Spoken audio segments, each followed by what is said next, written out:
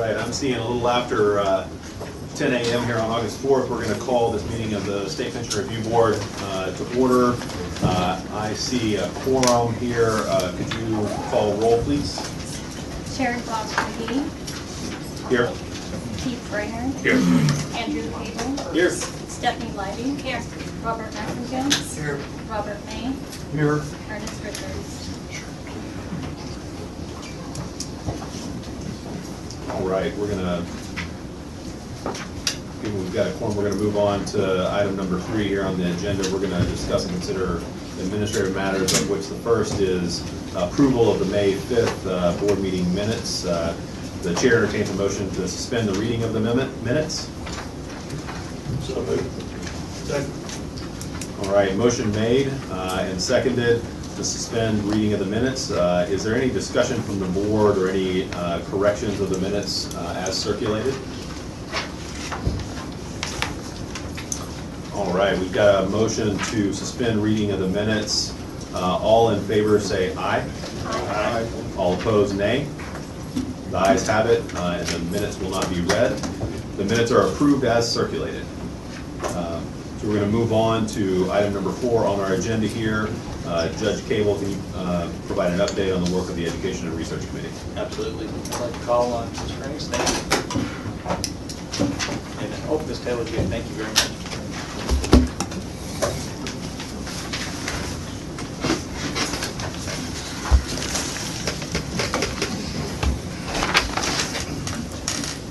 Good morning. My name is Christine Taylor, and I will be giving you the update on the development of the MET online courses to begin with. Currently, we have 3 courses online and are available for trustees and system administrators to take. We have Benefits Administration, Risk Management, and Ethics, which will be released today. The 4 remaining courses are in various stages of development and will be rolled out over the next 3 months. Our sincere hope is to have all the courses available by November at the latest, and to allow everyone time to complete them.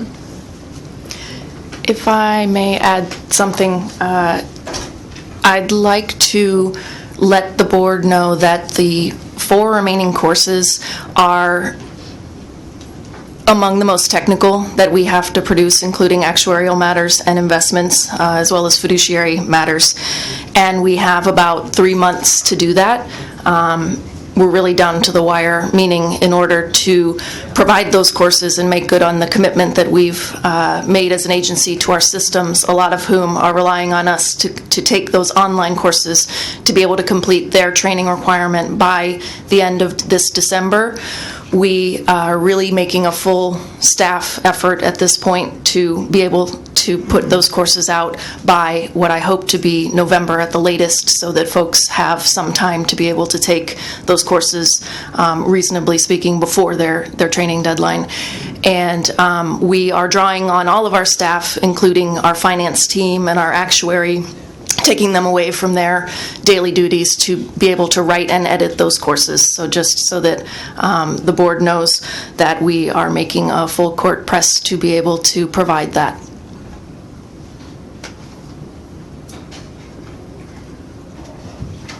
Quick question, Judge Cable.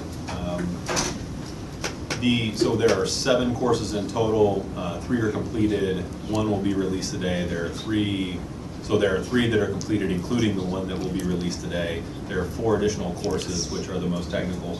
Can you just go through what the training requirement and deadline is, just so that we remember exactly what we're aiming for and what we're trying to help out with? Happy to.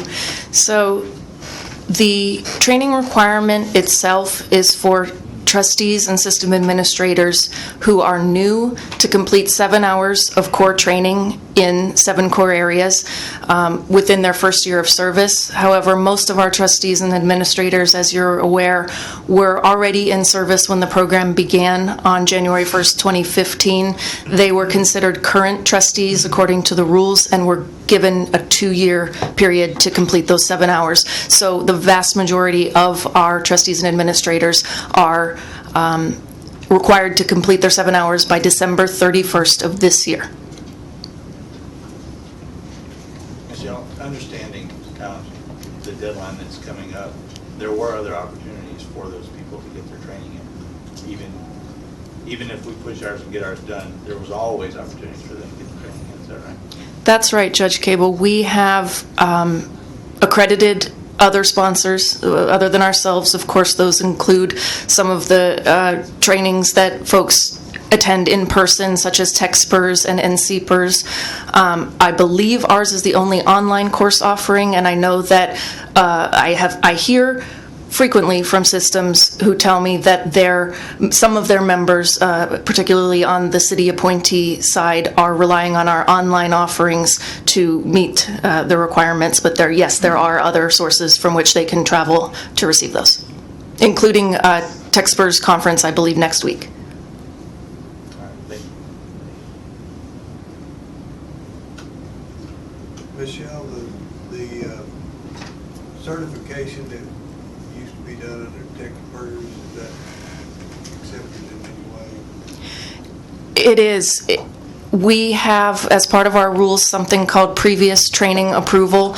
So folks who received the certified trustee training from TechSpurs in the 2 previous years to the program's start, which were 2013 and 14, are able to submit to us that they received that certification and get credit for those hours. And we've had a fair number do that. Michelle, thank you. I understand the outpour of resources you're putting towards that. Obviously, this is statutorily an obligation of ours, so I appreciate that and getting it done. Thank you. Okay, moving on to 4B. Under tab 2, we will, the MET rules update that was finalized in the last meeting has been sent to the Texas Register and will take effect 20 days from the publication of the notice, which was July 29, 2016. Finally, under 4C, I will give you an update on MET compliance reporting.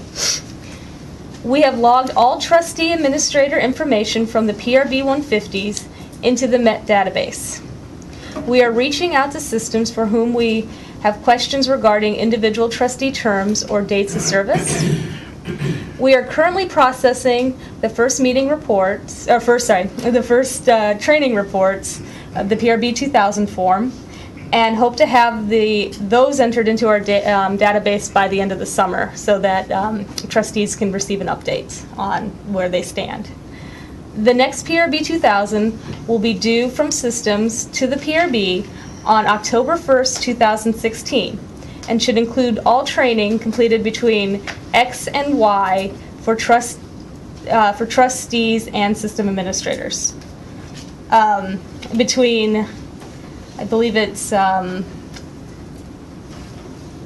see, February 1st, 2016 and August 31st, 2016.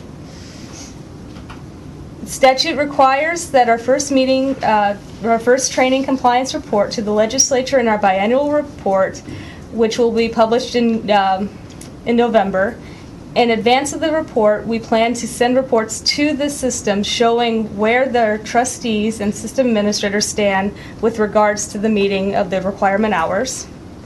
And also, I'd like to note that since current trustees and system administrators have until December 31st of this year to complete their 7 hours, we will be publishing an updated training compliance report for the legislature once in March of 2017, once the training reports are submitted to us.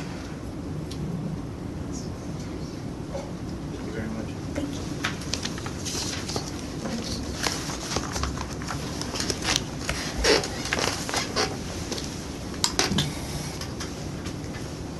you, Chairman.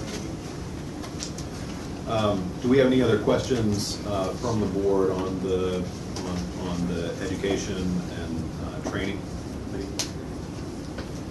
If not, this completes our work on the Education Research Committee. Thank you, Judge Cable. We'll move on to the Actuarial Committee.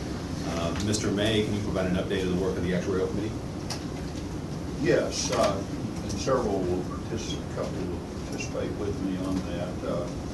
tab number 5A, actual evaluation report, staff actually Keith Herbal will speak. That's 3A. Yep, 3A.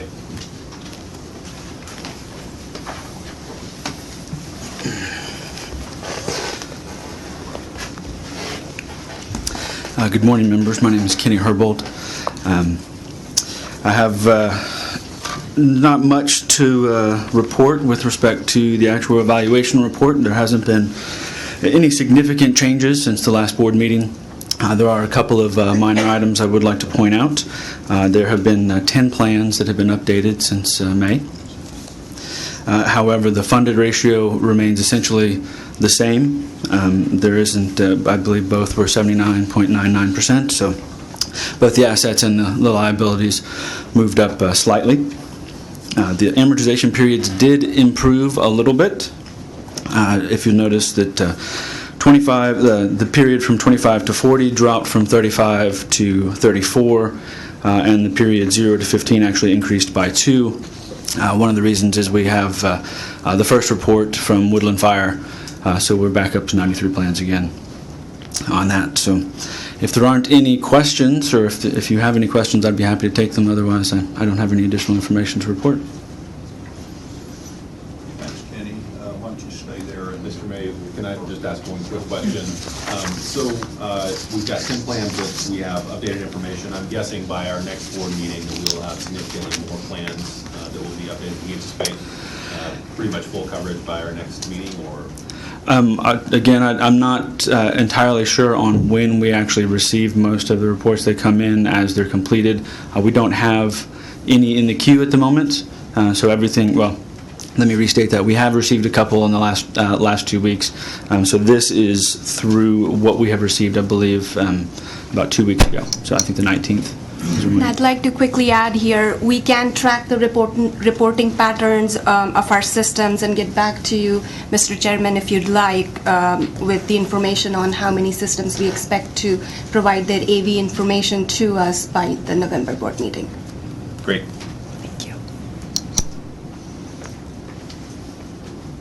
within the actuarial committee, tab 5B, receive report from the actuarial committee on its June 20, 2016 and July 14, 2016 committee meetings, and consider related matters. And under B1, review proposed changes in the actual evaluation report, including 2067 data and contribution information for public retirement systems. Any of you have anything you want to say here? Well, I can certainly, essentially what was requested of staff was to produce new valuation reports. So we made some changes that were submitted to the committee at the July 14 meeting and have been approved that we have included here. I'd be happy to walk you through the changes that were made if you would like. And those draft kind of changes are under 4A and 4, or just 4A? So, okay. So the primary changes to the top report, the actuarial evaluation report, was to add the discount rate to early on. We've also moved market value of assets and unfunded accrued liability as a percentage of payroll from the supplemental report to this primary report. And in order to make room for those particular items, we have condensed the prior actuarial value section by removing the accrued liability and AVA from that section. On the next page is the new supplemental report. The supplemental report is now comprised of information that's been compiled from the annual financial reports, as well as including the 10-year net return that's reported on the PRB 1000. If everyone is familiar with these particular phrases, it's a little bit new terminology because it comes from the GASB accounting standards. I'd be happy to walk through some of these. We have included footnotes to try and provide some additional explanation, but if anyone would like me to provide additional explanation, I'd be happy to. Otherwise, I'll move on to the contribution report. Okay, so we have added a third report, which is the contribution report. The purpose of this is to give a retrospective look of the recommended contribution as compared to the actual contribution that was made. We have taken the recommended contribution and broken it down into a number of pieces to make it a little bit easier to see how that is developed. We have included the employee contributions in there, and then we've also taken the employer portion and split it between the normal cost, which is the increase in benefits for the year, as well as the portion of the contribution that is applied towards the unfunded accrued liability, or is known as the amortization of the unfunded. And then we also have included a comparison, a ratio of the actual contribution made to the recommended contribution. This information is for information, but it's not moved to being a need for a motion. It does have, I'm sorry, we do need a motion. Mr. Chairman. Kenny, Yes. the column titled ER Rec Contribution, Employer Recommended Contribution, is that synonymous with the actuarially determined contribution? In most cases, it is.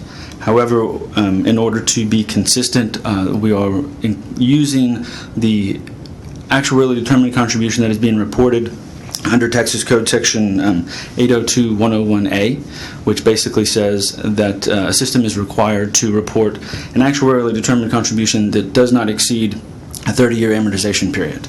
So it could be, the amortization period associated with that could be lower, but it will never exceed 30 years. So there are plans in the state that have their actuary calculate a recommended contribution, an actuarially determined contribution that's not in compliance with that code you just referenced? Primarily it's going to be fixed rate plans whose current amortization period exceeds 30 years.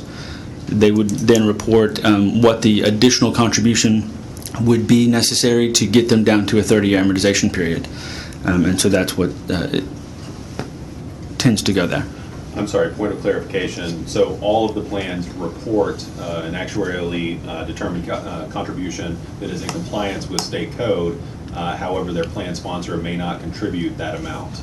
And in particular, fixed rate plans with large unfunded liabilities don't contribute that amount. I would say that's probably an accurate description, yes. Yeah, I think I might say it a little bit differently. If it's a fixed rate plan, the rate is not established by the actuary. It's established in some other way. And typically by the employer or the employee and employer deciding what they want that rate to be.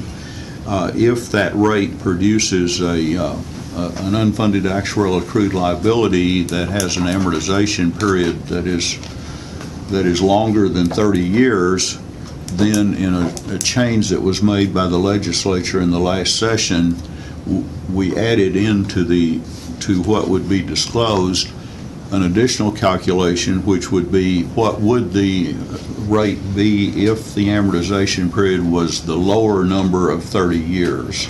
And so for the first time, they are showing that. Which is also consistent with GASB recommendation, correct? I think that's what GASB says. It's certainly moving in the right direction. And just to quickly add, one of the reasons why that particular provision was added to state law was the GASB recommended 30-year rate that the systems use to report will not be required anymore in their CAFRAs, and to compensate for that, the provision was put into state law so systems could continue reporting a 30-year recommended rate. A little history on that. When I was in Connecticut, when they were talking about changes to GASB, they were surprised when I said a lot of plans were sensitive to their comment, their statement of the importance of a 30-year amortization. And they didn't want to be, GASB did not want to be in the position in the future of setting that. They felt like that should be an actuarial issue. So they took out the specific requirement of 30 years. But we have put it into state law as a disclosure item. If we move now to tab five, excuse me. Yeah, I think so. Board members, a little background on what we're trying to accomplish here with these reports. So both the AV report and the supplemental report were reports that were provided by the PRB regularly before. What we tried to do on the actuarial committee was simplify those and focus on kind of different sets of information that were important for the board to see, were important for constituencies concerned about Texas's pension plans to see. We added this additional report on contributions because, of course, contributions into these plans are an important part of fiscal health, and we did not have contribution information presented to the board or constituents before, and the committee felt that it was important to show that contribution information and primarily to show how the contribution is built and whether or not the full actuarially determined contribution was being made on an annual basis. So what we're going to consider now is adoption of these reports as the standard formats for the PRB. So the chair entertains a motion to approve the changes to the actuarial valuation report, including GASB 67 data and contribution information for public retirement systems, and publish the update report for the next board meeting. I'll make that motion if he's made it. I Somebody. need a second. I'll second. Motion made and seconded to approve the changes to the actuarial valuation report, including GASB 67 data and contribution information to public retirement systems, and publish the updated report for the next pension review board meeting. Is there any board discussion of this motion? Mr. Chairman, I'd just like to thank staff. We've asked staff to do a lot of scrambling in the last couple of months, and we appreciate all the work that you have done. Thank you. I would completely agree with that. Staff has done a great job of responding to our varied requests. So the motion is to approve the changes to the actuarial valuation report, including GASB 67 data and contribution information for public retirement systems, and publish the updated report for the next board meeting. All in favor, say aye. Aye. Aye. All opposed, say nay. The ayes have it. Mr. May? Okay, moving on to item tab 5B, double I, which references tab 4B, review of PRB guidelines for actuarial soundness. Those of you that have attended our actuarial meetings, which is 3 of the board members, will know that we've had quite a bit of discussion on this. It's still an ongoing process, and specifically, we have heard from many of you that you have input to give us about the changing in the guidelines for actuarial soundness. And so we are in the process of getting additional information. So this is a project that's incomplete, ongoing, important, but no specific results to report today. If any of the other committee members want to expand on that, any? So that's just an update for you until we move, and we will be focusing on that. Our goal is to focus on that for the next, with further work at the next meeting of the actuarial committee of the board, which is will be in September. Mr. May, I think Mr. Brewer may have. Thank you. I agree with Bob's statement. That's okay. Thank you. Can I add just a Sure. couple of seconds here? I think that we should also add that we will be soliciting input through a survey very quickly and hope to get that input back in relatively short order and welcome any comments the systems, their actuaries, executive directors have on this. I think this is very important. I think this dovetails with our focus on contributions, the importance of contributions for the fiscal health of these plans that you saw in the modification of the AV reports as well. Moving on to item 5B, triple I, rating system for pension plan health and annual funding adequacy. Mr. Chairman and member of our committee, I believe you have a comment on that. Yeah, on rating system or some sort of early warning system. As I said at my first board meeting in January and February, I'm very interested in providing plans and stakeholders in Texas with some additional information about plan fiscal health and funding adequacy before plans get in real trouble. Right now, we have a tendency to not say much until we say that plans are not actuarially sound. The committee has been in early discussions of what this would look like. This is going to be an ongoing process. Texas is a bellwether state. Folks are going to look at what we do here. We're not aware of another state that does this well. And so this is kind of a new exercise for us, but also a new exercise that could be impactful for other states. So we're going to take our time and do this right. I anticipate that given the constraints on staff time for the training requirement, getting those courses up and other activities we're engaged in, including looking at modifications to the guidelines, that this activity will probably spill over into the next year. I anticipate that we'll make some progress, but I anticipate that this will spill over into the next year. And I think that will allow us the time and energy to get this right and really kind of set a standard for information that is provided to stakeholders on fiscal health and funding adequacy. And Mr. Chairman, given that next year is a legislative year, when we talk about spilling over to next year, it may well be that spilling over will be after the legislative session next year, in my view. That could be the case. I think we're anticipating having another board meeting late this year and then another one early next year. It will be difficult to meet during session, but right now I anticipate that spilling over into the late spring, early summer of next year. Now, staff might surprise me and we might be able to get to this, but I think that's, given constraints, is going to be difficult. And I guess we're just guessing on how much time it'll take, but I would think maybe late or early summer next year. I have a sense from just going through this legislative process, it gets pretty tight for us.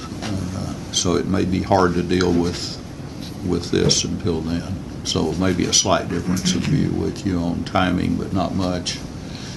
And Keith, I don't know whether you have any other thoughts on this. Only to affirm what I've heard so far from the other members of the actuarial committee, that these are important issues and we're going to take our time. There's no reason to rush it. One thing to add on the rating system. So there was some discussion. One of the things that we're going to probably be working on in the closer term is clearly articulating what the purpose of a rating system or early warning system would be. And you know, we did some investigative work early on, and I think that, you know, clearly articulating what that purpose is going to be important, not just to our activities and getting it right, but also to clearly communicating to constituents and stakeholders as to what we're trying to accomplish. One of the things that has been clearly stated in our committee meetings is that our strong desire is to put a focus on plan sponsors making adequate, responsible contributions year in and year out, and helping focus them on that activity is one of the goals that we have in that committee, and hopefully the our work on an early warning system or a rating system will help with that. Will also help with staff and their activities in terms of doing additional review. Certainly agree with your description of the goal, and the difficulty is just how to frame that in a way that provides additional useful information on top of the systems are already providing a substantial amount of information. So certainly we need to look always for ways to improve, but we also need to keep in mind what we're asking the systems to do and the amount of time it's taking them to do it, I think. So that's a delayed timetable for that project. And then number IV, just the date and location of the future actuarial committee meetings. You have those, Anu. It's Thursday, September 15 in Austin, and we are changing the location of it. We've concluded that having the location in the same building where our staff works is not a good location, and the Employees Retirement System of Texas has offered to let us use one of their conference rooms, and that's where we will have our Thursday, September 15, 2016 meeting. And then for item C, tab 5, public retirement system reporting and compliance, including non-concomitant retirement systems under Section 801.209 of the Texas Government Code. I'll call on Ashley Rendon to lead us in that discussion. Good morning, members. My name is Ashley Rendon, and I'm the policy analyst with the PRB. Behind tab 5, you'll find the compliance report as of July 28th, and I wanted to focus on the first tables of this report. For compliance, you'll see that it's not much different this as of July 28th from the May board meeting, but as a majority of our plans are due July 29th, we wanted to kind of give an update as far as compliance as of right now. The three reports that compliance is based off of are the PRB 1000 form, which is the investment returns and assumptions form, the audited financial statement and membership report. Those three reports go off of the end of the fiscal year for the plan, which the plans that end in December 31st are due at the end of July every year. That's about 60 to 65 plans of our 93. Last week, we had a large amount of reports submitted to the PRB, and we're working through reviewing those for compliance. And so as of about today, there are about 30 to 35 plans that are non-compliant. So they're just past that date by a few days right now. And many of those remaining plans have let us know that their delay is due to the new GASB disclosure requirements and the process by which those disclosures must be completed in order to complete their audited financial statements. So we're working with most of these plans that are currently non-compliant. Also, it's somewhat normal to have a larger number of non-compliant plans around this time of year, just because it's just a couple days past the due date. And we hope by the November meeting to have this number much lower. The second chart shows the summary of plans non-compliant over 60 days. And for the current board meeting, in this report, it has 4.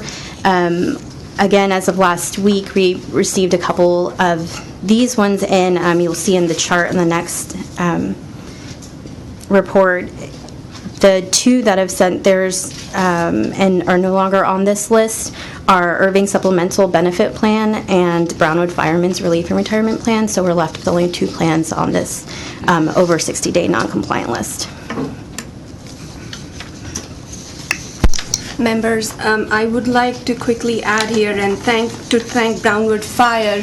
They were one of our small Telfra systems who were not producing a standalone audited financial report, and worked with us with the new requirement that was put in place, or clarification that the legislature made 2 sessions ago to require our systems to produce standalone audited financial reports. Brownwood Fire worked with us and is now compliant with that new requirement. And Irving Fire was actually the same. They were included in the city's audit, and so now they have their separate audit that they sent that actually has 2014 and 2015 information in it, just for compliance. And so that is all I have for this item. If you don't have any questions, I can move on to the next one. Okay, the next one is tab 5D, update on funding soundness restoration plan requirement, including the following, and Ashley will take us through that. This is the new plan that came out of action of the legislature during the last session. Sure. So behind tab 6A, you'll find the list of systems immediately subject to and at risk, which is on the next page, of being subject to the funding soundness restoration plan requirement. This is essentially the same report that we provided for the last board meeting, except for one change. We did move the Fort Worth Employees Retirement Fund from the at-risk list to the immediately subject to list, based on their latest actuarial evaluation that they sent that shows an amortization period over 40 years. And members, to quickly make you aware, we have received questions from our systems regarding the reporting period for the FS Funding Soundness Restoration Plan.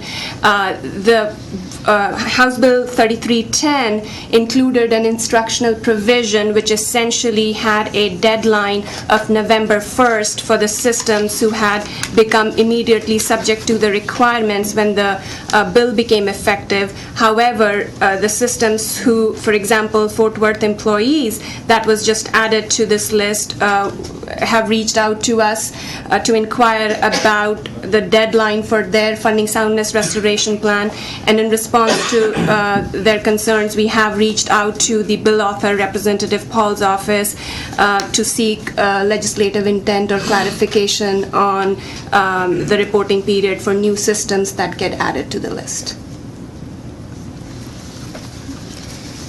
Anu, can you clarify what you're saying right there? Why would Fort Worth's status on this list be nebulous?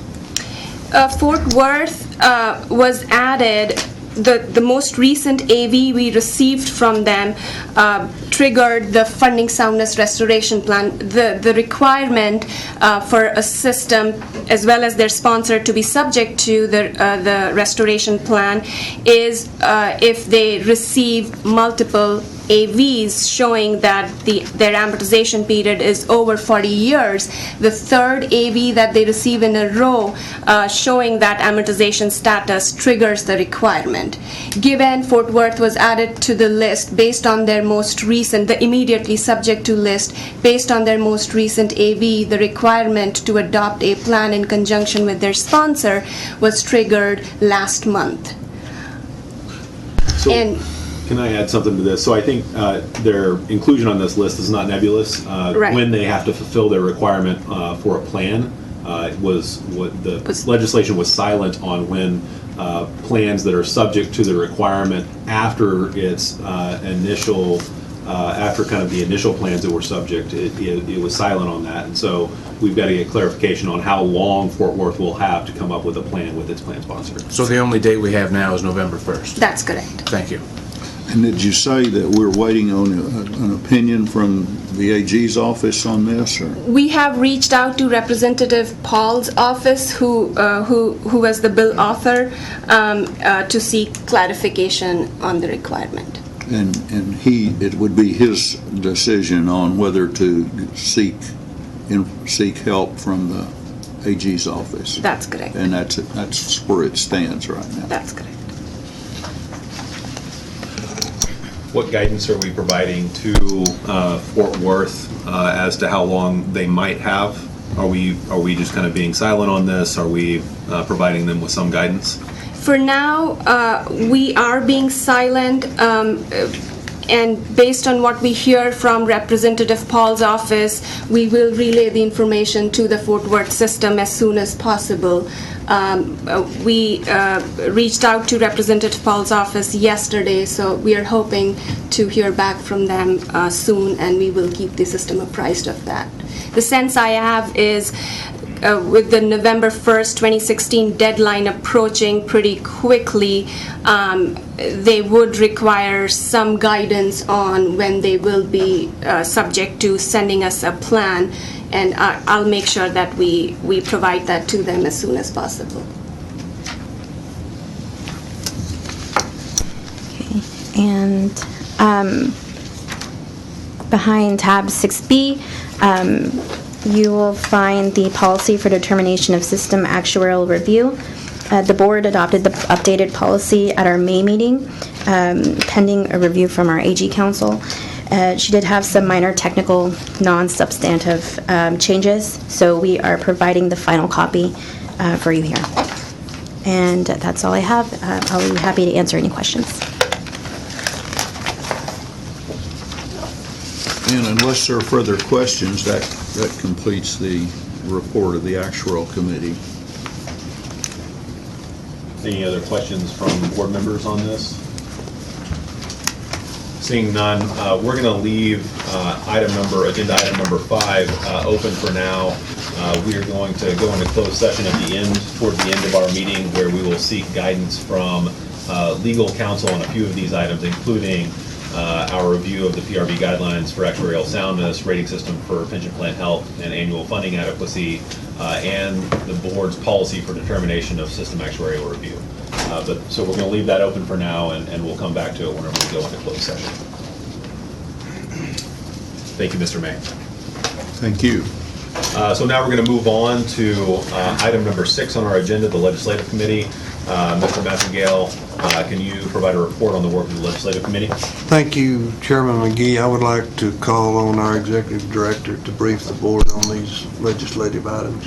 Thank you, Mr. Massengale. Members, behind tab 7A in your packet, we have included the final strategic plan that we've submitted. We had provided a draft to you all at the May board meeting, and we wanted to take this opportunity to share the final version of that report. As you know, the strategic planning, under the strategic planning and budgeting structure of the state, the strategic plan for agencies is the starting point for developing their agency's biennial budget, and we have started that process and wanted the members to look over our strat plan as well.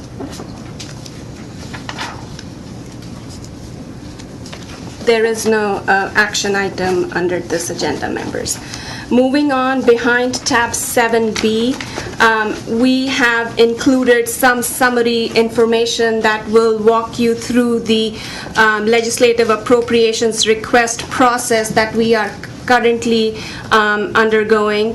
And behind the green divider, members, to quickly note, we have the agencies have been notified by the leadership offices to reduce their next biennium budget requests by 4% for the biennium, and based on that guidance, our baseline budget for 2018-19 biennium was reduced by 4%, and we will be going off of that number as we are working through finalizing our legislative appropriations request for next session.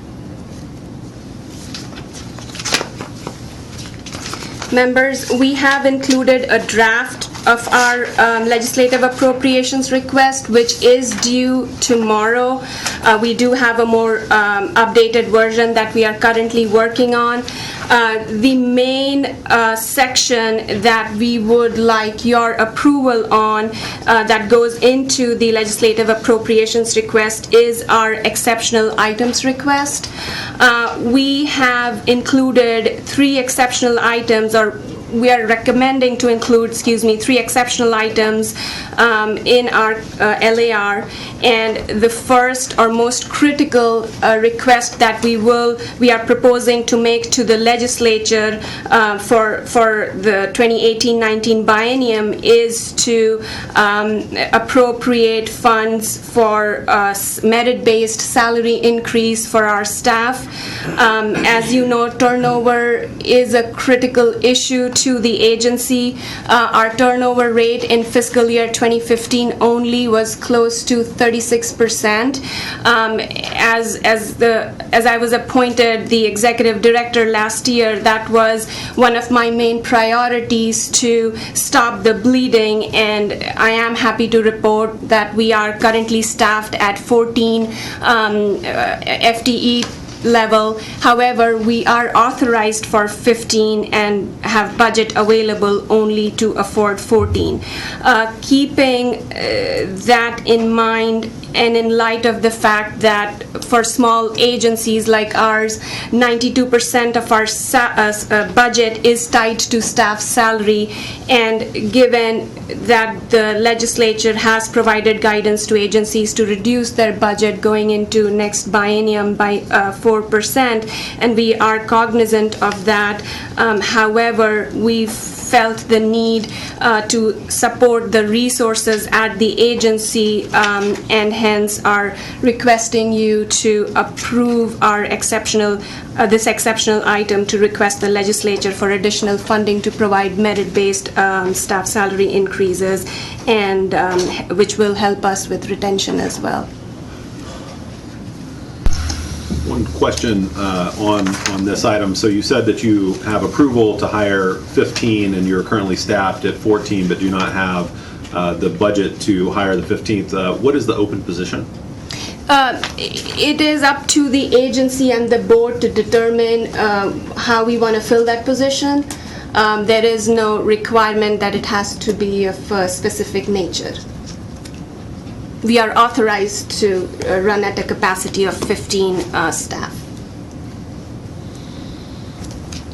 Mr. Chairman, Yes. I would just observe that, in my view, there is a huge disconnect between what the legislature has asked this agency to do and the resources that they have provided and continue to provide for this agency. And the development and maintenance of the educational program, the monitoring that this staff does, the actuarial calculations, the communications, the coordination, the working with the board, et cetera, is a responsibility that far exceeds the resources the legislature has provided for this. And I would consider this exceptional items request to be, minimal. This agency needs more staff, and the staff needs more money, in my opinion. You can squeeze only so much blood out of a stone, and so not only would I encourage the board to endorse the exceptional items, but I would also ask all board members to do whatever they can to persuade the governor's office and the legislature to approve funding for this agency that begins to move in the direction of the resources that this agency needs to do its job. Thank you. To put a little finer point on this, the Pension Review Board provides oversight for 93 pension plans managing $237 billion of retiree savings that they're going to count on, but that is also very impactful for our state and local budgets. And we're not exactly moving into an easy period for these pension plans. I think that the responsibilities of the Pension Review Board are only going to increase over time here, and the difficult situations that we may be asked to help in may increase as well. And so just to echo Mr. Bernard's concern, I am somewhat concerned that we're moving into a difficult period where there are going to be more calls on PRB staff time, and we simply do not have much room to accommodate those requests. And the staff has done an exceptional job in responding to some of our requests. Things like the rating system, which we discussed earlier, is just very difficult to manage the workload, the ongoing workload of the Pension Review Board, as well as take on projects that are important to the state like that, and deal with legislative requests at our current funding and staffing level. So I would also recommend approval of this exceptional item and note that it is meager relative to the size of the task that is asked of the Pension Review Board staff. Mr. Chairman, Yes. just a further comment on this. I with such a high turnover rate, what we're in a position of doing is hiring people, giving them training, and then they find a better paying job frequently with other larger state agencies. And so it puts us at a real hardship at a time we're having, as you're describing, more and more need. We're hurt by not being able to continue to have good continuity in our staff over time. And I've noticed that over the whole period I've been here. And Robert, you probably noticed it over the whole period you've been here. So we certainly that need some increase and not a decrease in our funding, in my opinion. Thank you, members. And we do realize, members, that turnover or attrition is at times par for the course. However, what we are hoping to accomplish, if we are able to get this request through, to be able to at least offer competitive salary and retain staff and continue our function and mandate effectively. And thank you for supporting us on that. We really appreciate it. Moving on, members, the next exceptional item relates to the list of scrutinized companies doing business in Iran. This was a mandate that was handed down to us by the 83rd legislature. Given we had not received funding for that mandate, the board went through a public process to use publicly available information to create the list. However, we are recommending to request the legislature to appropriate funding for the agency to use external vendor in maintaining the Iran list moving forward. Anu, can you just give a sentence on why we would not continue our current approach of using publicly available lists that are created by other states? That's certainly an option for the agency to continue doing.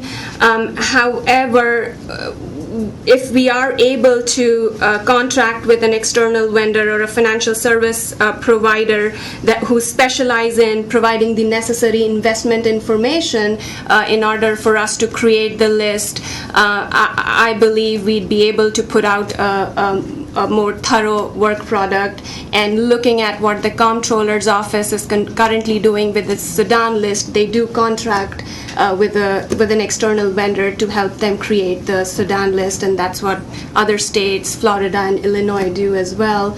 And given some legislators had requested or asked us as to why we are not doing or following suit, the reasoning behind that was, of course, we were not appropriated money to be able to do that, and given how tight our budget is, we did not have room to explore that option. My understanding, so we are using Florida's list, is that correct? That is correct. Okay.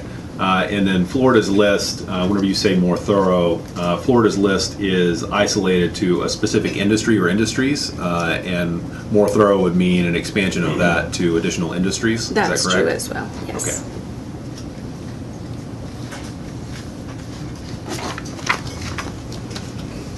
Members, moving on, the third exceptional item request is for the creation of an online dashboard for public pension data.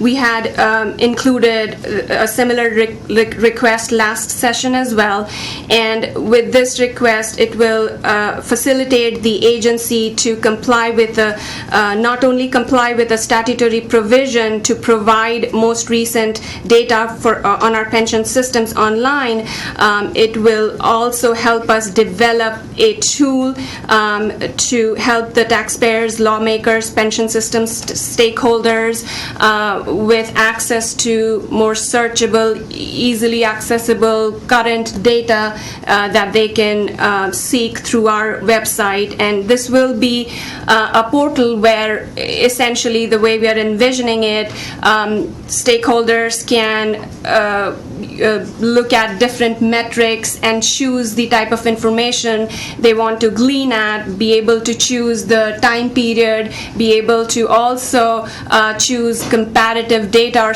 retirement systems that they want to compare and look at through that portal, and download an Excel version of that information. My understanding of this request, so currently we provide some information, primarily our AV report and supplemental report, online in the form of either a PDF or an Excel file. That's correct. We are providing an Excel file for that information. This request will go way beyond just providing what we have right now and incorporate investments, funding, trend, time series data for contributions, different metrics that the board would like to include, and constituents could access that in an Excel version as well. So you're saying that this expansion, right now, to understand how pension plans, fiscal health, or investments are changing over time, you would have to go to multiple places, look up multiple reports, probably copy a bunch of numbers out of either a PDF or an Excel spreadsheet, probably both. It's very cumbersome, not very transparent, not very user-friendly. This would be an expansion of the types of data, and also would enhance the usability of the data, allowing users to flexibly look at information over time instead of just snapshots. That's correct. And currently, we do receive requests from our constituents on and off to for us to provide comparative data, and we have to go back and create the information to be able to provide most current data to them. And instead of doing that, as we receive requests, we would be able to automate the process and provide that information online at all times. That's an interesting point. So how many of those requests do you generally field per year, ballpark figure? I will have to go back, but it can range anywhere. During session, we receive more of those. Off session, anywhere between 15 to 20 maybe. And how long would you just estimate off the top of your head, does staff spend on those requests? Every time we receive those, we have to go back and make sure that we are providing the most current information. I would estimate hours of staff time, not to mention we do go back and let the requester know that, hey, it's going to take a little bit of time, and I would recommend, if there's a chance to modify this. So, you had me on board whenever you were talking about being able to look at information, more data over time, make it more user-friendly, enhance the transparency for members, for plans, for constituents, for the legislature. Right now, while we have probably one of the most transparent reviews of pension plans across the states, it's very difficult to collect that information, actually look at it. You have to go to multiple reports. Sometimes those reports are in a bunch of different places on our website. and it's just hard to do. So you had me whenever you were making that information more user-friendly. I think an even more powerful in terms of dollars argument is that staff is spending a lot of hours of their time every year filling small requests which could be easily automated through a system that makes this data more user-friendly. I would recommend that as part of this request that you also include some discussion of how much time staff is currently spending on these types of tasks and any time estimate or potential just ballpark dollar figure that you could put on an annual basis to that would be very helpful. In terms of return on investment, if the legislature were to spend this $90,000 this year, I'm guessing that the return would be 1 or 2 years, certainly less than 5 years on that investment, just from reduced staff time in trying to fill these requests. Thank you.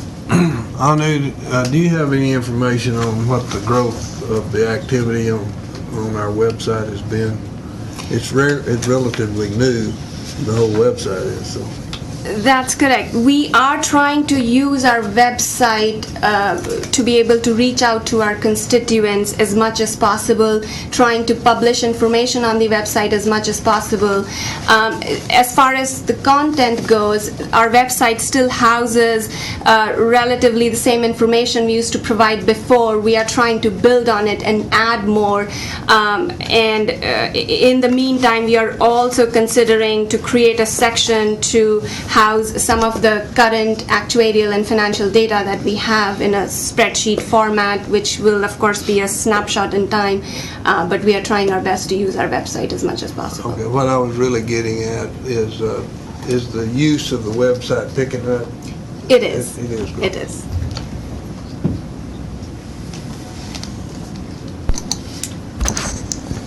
For the exceptional item for the online database and the contract to create it, how much due diligence have you guys put in to ensure that the $90,000 is going to be sufficient? I know that that's always a concern when you have outside consulting contracts, and especially a situation like this where you're going to have someone create and develop a system that has not been developed before. Thank you.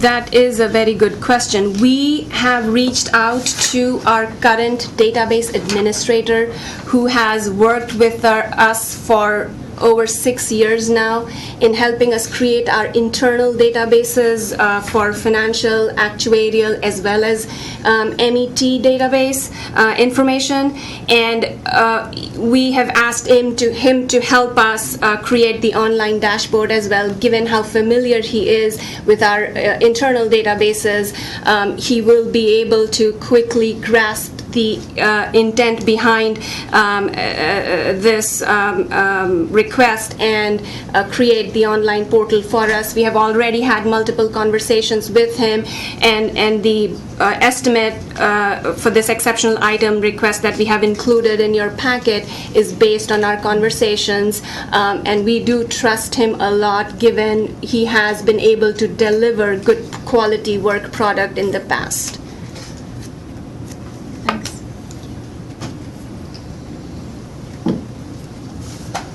All right, thank you, Anu. Do you have any other items under this agenda item? We have included a draft of our current LAR request, and you'll see there are just a bunch of numbers in there right now, but hopefully we will be able to complete the report by the end of today and submit it to LBB and the governor's office and other agencies, governmental entities that we are required to send this report to by tomorrow. We do have an action item associated to our 2018-19 LAR report, and if members feel comfortable with the information included in here, I'd request them to approve the 2018-19 LAR for the agency, including the exceptional items. And we will make sure to modify the third exceptional item relating to the online dashboard based on, Mr. Chairman, your comment.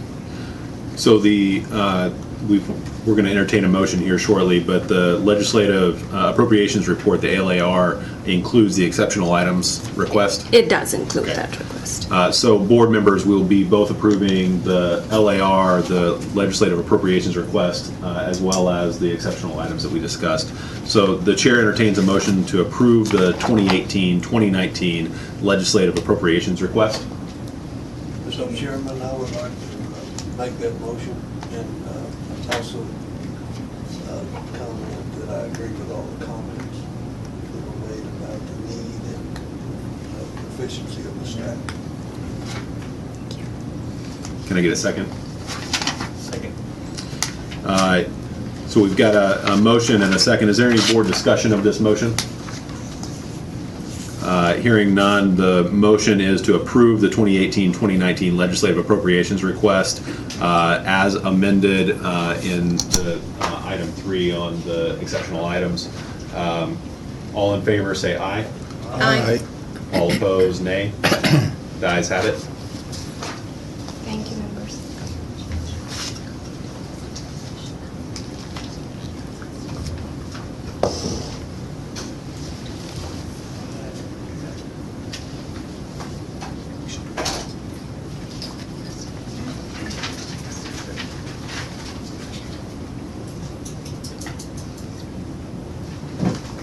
Sorry, we were trying to determine if we should go into executive session now or if we were going to wait.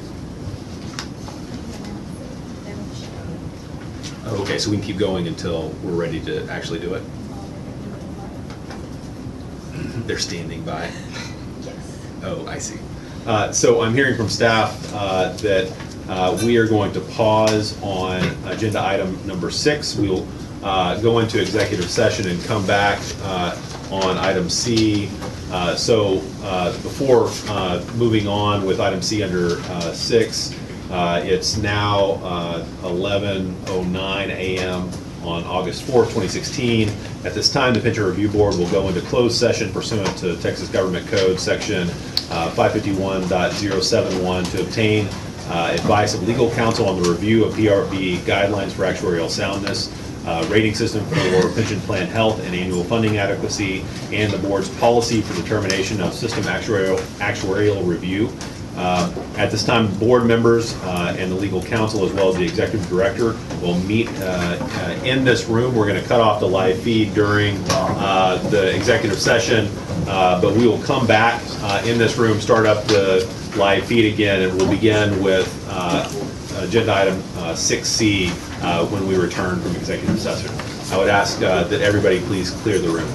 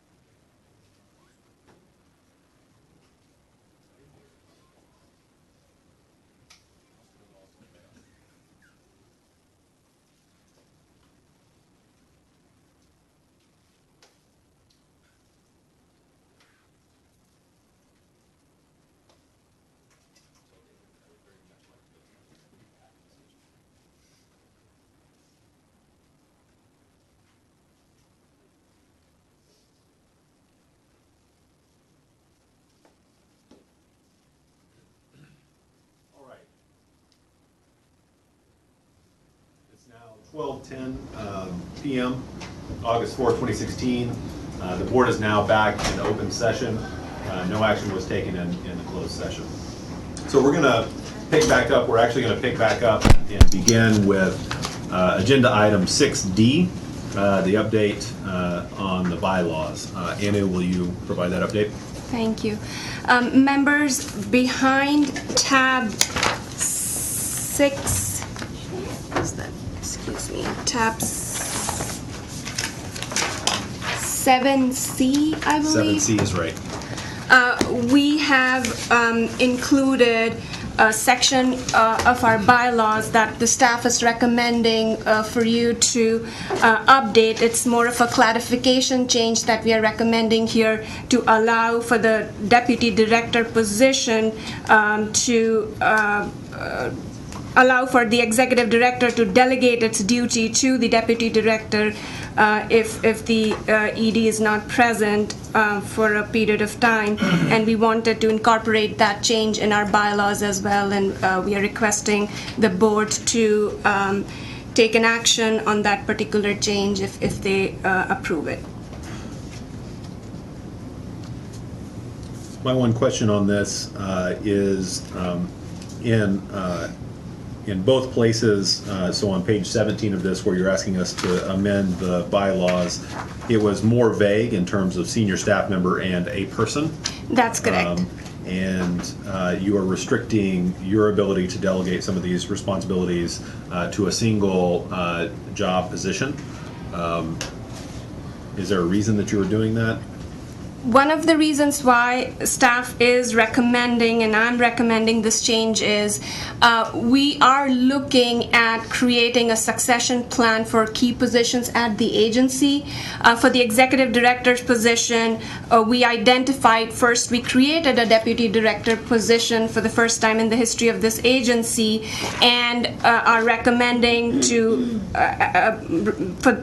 recommending the option for the executive director to delegate its duties in the absence of the ED, and the board can always have the option to delegate those duties to another staff if need be. So, Melissa, correct me if I'm wrong, this change will not necessarily tie the board's hand to delegate those duties to another position if need be. And to be more specific, before Melissa, you say something, I'm asking, why don't we just strike the word temporary from the third line there instead of specifically naming the deputy director in both places? That's the real problem, right? We are striking that as well as adding. So earlier, the version, this provision spoke to the board's authority to delegate to any senior staff. And that was a broader provision. With this change, we are making it more specific. And are you recommending to? Oh, my question is more about what is the intent here. I think the intent is to allow the deputy director to delegate certain administrative responsibilities on an ongoing basis, not temporarily. Is that accurate, or is that? The recommendation is for the executive director to delegate the duties in the absence of the ED to the deputy director. So the executive director would be able to delegate the duties while, if I'm away, I'll be able to delegate my duties to the deputy director. Well, I think Josh's Just point is part that you one. could do that now, Yeah. or you could potentially bifurcate those duties amongst That's multiple employees That- as currently written. that is correct, and that is an option for the board to consider if that's what they want to do, to just strike temporarily and keep the language as is. Well, but you're wanting to develop a clear path, like if you were going to be out for 3 months for some reason. Right. To have a person who is back up to you now, but be acting executive director during that period, and you're saying this change would make that. That's work correct. So better. this change will expressly state the authority of the executive director to be able to do that. Now, we can create both options in here, and the reason why we were recommending to be more explicit is given we are going through an audit right now, and in our past experience, succession planning has been an issue for our agency. I was recommending to clarify that through this change as the first step for the executive director to be able to specifically name the staff person that can be delegated this duty. And the board has the option to either leave the language as is, what you're recommending, Josh, to allow the ED to have a more broader discretion. I have I'd be ready to make a motion. Can I mean, I'm fine with this, but I'm just noting that it's more restrictive, unnecessarily more restrictive and so, you know, we might, I see that we're striking the word temporarily here.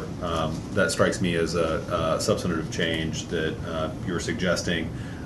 If you want to name the deputy director, it might be useful to say may designate the deputy director or any senior staff member of the board. That's an so option. maintain the any senior staff member of the board, so you're not restrictive, but you name the deputy director as well.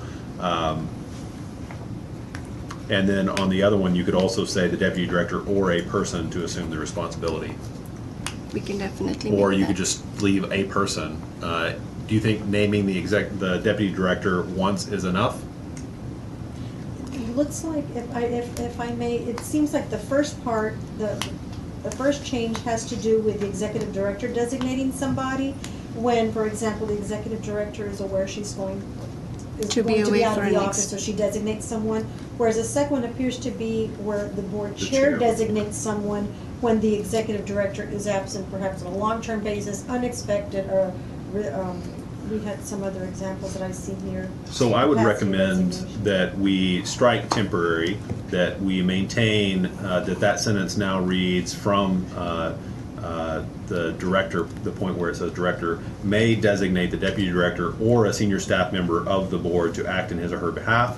And in the second change, I would suggest that we say the board shall the chair of the board shall temporarily designate the deputy director or a person to assume the responsibility. So just maintain the both phrases that are struck there at the end of those and add or in between, so that we don't unnecessarily tie our hands on the bylaws. Mr. Chair, I was going to recommend, having added the deputy director the second time, whether it should be the deputy director or another person. That would be Sure. fine.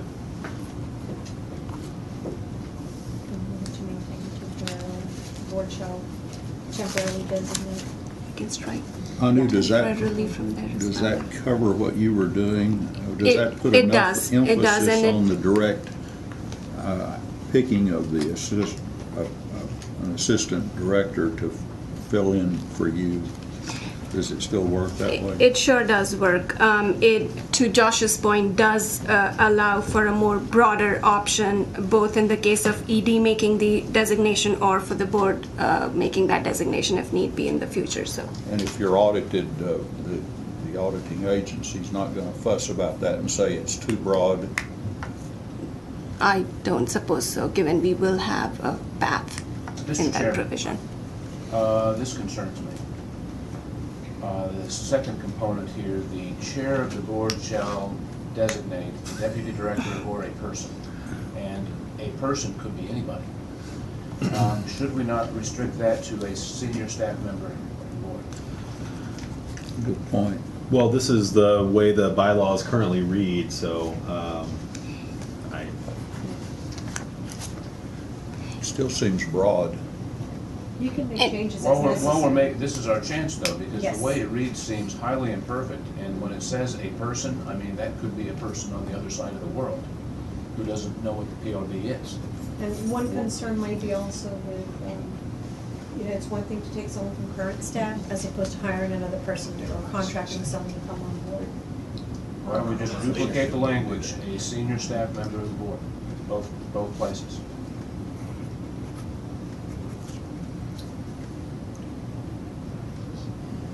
Yeah, I don't know that I That's an have, option. the only concern that I would have is kind of our legal ability to do that. I don't know where this emanated from. I don't know who has the authority in those situations to appoint, or if we actually have the authority to make this change. I will add that I have seen situations where a board has brought in an interim executive director on a temporary basis through a contracting situation. And in this situation, you would be limited to someone on staff, which may be appropriate, but that's the board's call. I mean, whether you want to impose that limitation through your bylaws or allow yourself the flexibility that is allowed for hiring staff as needed, even on a temporary basis. Yes, but the problem is that this bylaw refers solely to the chair of the board. It would not be an action of the full board, it would be an action solely of the chair of the board, which I think is inappropriate.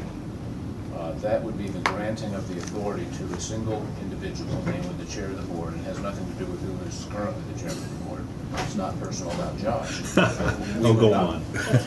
We would not want that person to have the authority to pluck somebody from the outside and say, this person has now assumed responsibility of the executive director. And I would call in their statute, it does provide that the board appoints the executive director, so That's right. that's That's a change correct. that probably should be made. And historically speaking, if there is an unplanned absence with regards to the executive director position, the board has, historically speaking, appointed and temporarily appointed an interim director from the senior staff of the board. So that's certainly an option to mimic the language that we have in the previous paragraph. Yeah, I would be fine with mimicking the language that we have in the previous paragraph, so that would read, Chair of the board shall temporarily designate the deputy director or a senior staff member of the board. Can I make a motion to that effect? So the chair entertains a motion to approve the changes to the board bylaws to clarify the delegation of duties in the absence of the executive director as amended by the board in this meeting. So moved. All right, so the motion has been made and seconded to approve the changes to the board bylaws to clarify the delegation of duties in the absence of the executive director as amended by the board. Is there any additional board discussion on this item? Seeing none, the motion is to approve the changes to the board bylaws to clarify the delegation of duties in the absence of the executive director as amended by the board. All in favor say aye. Aye. All opposed, nay. The ayes have it. All right, and now we're going to move to, so we're going to jump around a little bit. We're going to move to agenda item 7E, approval of fiscal year 2017 operating budget. Anu, I believe you still have the reins. Thank you, Mr. Chairman. Members, behind tab 8B of your packet, we have included the proposed operating budget for the upcoming fiscal year, and this proposed budget is in line with what was provided or appropriated to the agency by the legislature, and if you feel comfortable, the staff is requesting the board to adopt the budget as presented. And again, the budget does mimic the General Appropriations Act appropriation for the agency. And Anu, I just wanted to clarify, that's agenda item 7E, is that correct? 7E? That's 7E. agenda item Yeah. 7E, Thank you. that's correct.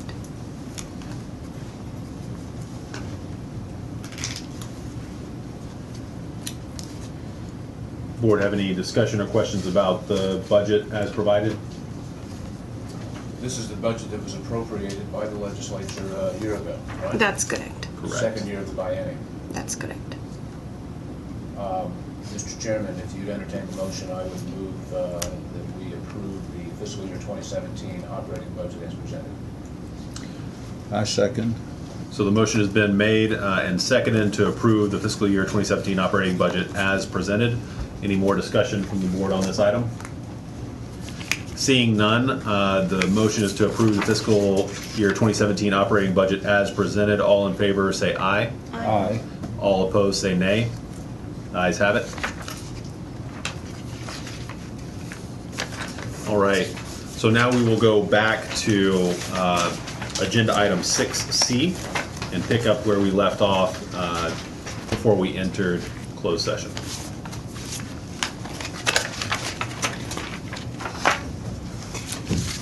Members, the remaining items on the agenda are mostly updates. 6E relates to a request that the members had made at the May board meeting for staff to... I'm sorry, we're on 6C still? Excuse me. Yeah, we didn't do the House Pension Committee. Excuse me, hearing. members. 6C, we wanted to update the board. The agency was requested to present at the June 13th House Pensions Committee hearing in Houston.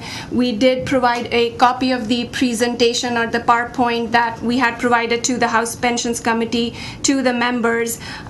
And the hearing was held in Houston. The committee had requested the Pension Review Board to provide an update on the 3 Houston systems, and I wanted to make the members aware of that.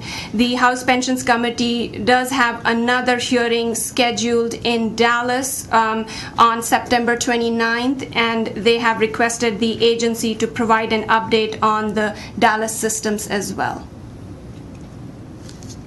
Did you say Fort Worth also? Correct. So Fort Worth Employees Retirement Fund, Dallas Police and Fire, as well as Dallas Employees Retirement Fund would be on the agenda of the House Pensions hearing for discussion.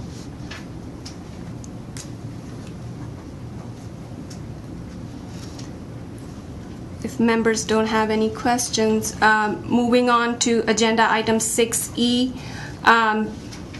Members had requested staff to publish the Iran list or the list of companies engaged in scrutinized business operations on our website, and I wanted to let the members know that we have complied with that request and the list is now available on the PRB website. Thank you. Are there any questions from the board on those agenda items? Seeing none, this completes the work of the Legislative Committee. Thank you, Mr. Massengale. Thanks to Anu. So next we are going to move on to the items under 7 that we did not discuss. Anu, please provide your report. Thank you. Members, agenda item 7A relates to the financial processes audit of the PRB that we are currently undergoing. The State Auditor's Office have informed us that they have completed the audit and are now working on a final report. They expect the report to be published towards the end of this month, and you all will receive a copy as well. And I just wanted to let the members know about that. Moving on, members, agenda item 7B relates to TELFRA trustee training. The trustee training was held in May of this year, and the PRB did present at the training as part of our ongoing TELFRA mandate to provide training and assistance to our TELFRA systems. There is a TELFRA annual conference coming up in, I believe, October, and we have again been requested to present at that conference as well. Under agenda item 7C, members, TechSpurs Summer Educational Forum is this month. It will be in San Antonio, I believe, from August 13th through 16th, and the agency has been requested to provide an update on the minimum educational training requirements during the educational forum as well. And agenda item 7D, members, we wanted to quickly provide an update to you on the fiscal year 2016 budget. We are on track and will be closing out that budget at the end of this month. And that's under tab 8A. That is under tab 8A, that's correct. And that is not an action item. We wanted to provide an update to the board. the last item on the agenda, members, if you don't have any questions, we wanted to introduce two new staff, Wes Allen as well as Chris Trevino. They started with the agency in the last 2 to 3 weeks and have already been doing a great job. Chris's position, members, is a new position at the agency. We have created an accounting technician position for the first time, again, keeping in mind succession planning, cross-training, and we are trying to create and train staff for the key positions we have at the agency, and in line with that effort, we created a new accounting technician position as well to assist the accountant and keep in line with what the auditors are recommending us to do. Great, welcome. Are there any questions from the board on these agenda items? If not, this completes the reports from the executive director. We'll now move to agenda item number 9, call for future agenda items. Are there any agenda items that board members would like to see on the November board agenda? Seeing none, we'll move on to agenda item number 10. So the date of the next Pension Review Board meeting will be Thursday, November 3rd, 2016, here in Austin in the Capitol. Now we will open it up for public comment. Seeing no public comment, I would like to thank the PRB staff for putting together excellent materials and supporting us in our work today. Thank you for attending to the public and members of the systems and system staff. If there's no further business and there's no objection, the chair moves to adjourn the meeting. Second. All right, the meeting is adjourned.